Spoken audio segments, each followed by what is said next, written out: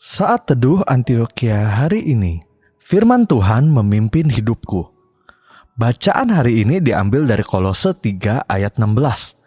Hendaklah perkataan Kristus diam dengan segala kekayaannya di antara kamu, sehingga kamu dengan segala hikmat mengajar dan menegur seorang akan yang lain, dan sambil menyanyikan mazmur dan puji-pujian dan nyanyian rohani, kamu mengucap syukur kepada Allah di dalam hatimu. Ada sebuah mobil tua buatan tahun 1980 yang kemudian dicat ulang sehingga terlihat seperti baru. Namun, sebaik apapun mobil tersebut setelah dicat ulang, tetap tidak dapat disebut mobil baru, melainkan tetaplah sebuah mobil tua buatan tahun 1980 yang hanya dicat baru. Jadi, walaupun sudah diubah sehingga terlihat baru, tetapi bukanlah barang baru sepenuhnya, karena ciri-ciri lamanya tetap tidak dapat diubah, model dan bentuknya tetap sama. Bagaimana dengan orang percaya yang dikatakan dalam Alkitab bahwa kita telah menjadi manusia baru di dalam Kristus? Istilah baru dalam bahasa Yunani adalah kainos, artinya sesuatu yang sudah ada tetapi dijadikan baru. Kainos berbicara tentang baru berdasarkan kualitas. Hal ini biasa disebut sebagai kelahiran kembali. Ciri orang yang mengalami kainos adalah karakternya diubahkan menjadi karakter baru, yaitu mengalami perubahan sikap, sifat, perilaku, dan tabiatnya, namun bukan tubuhnya. Karena itu, Paulus menasihatkan supaya kita sebagai orang yang telah menjadi manusia baru senantiasa hidup dipimpin oleh perkataan Kristus.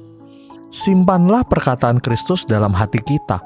Bila Injil Kristus sudah ada di dalam kita, biarlah Injil Kristus tersebut mengatur dan memimpin hidup kita, sehingga melaluinya kita akan diubahkan menjadi serupa Kristus.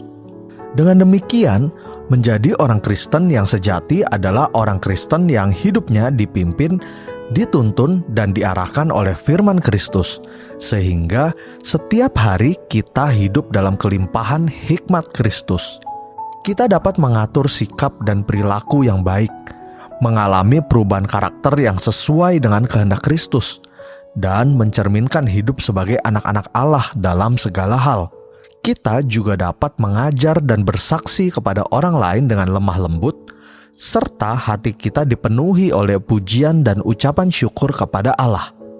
Saudara, sebagai orang yang telah menjadi manusia baru di dalam Kristus, apakah kita sudah mengalami perubahan hidup yang nyata dalam kehidupan kita sehari-hari?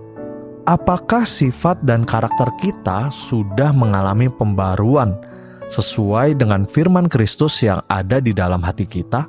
Apakah hati kita selalu penuh dengan pujian dan ucapan syukur setiap hari?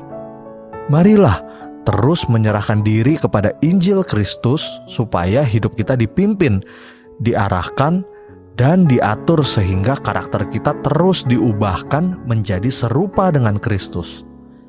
Mari kita berdoa. Tuhan, kami bersyukur Engkau berkenan diam di dalam hati kami, serta mengatur dan memimpin hidup kami, sehingga kami dapat menjalani hidup dalam hikmat dan damai sejahtera-Mu. Ubahkan hidup kami agar sesuai dengan kehendak-Mu. Dalam nama Tuhan Yesus, amin.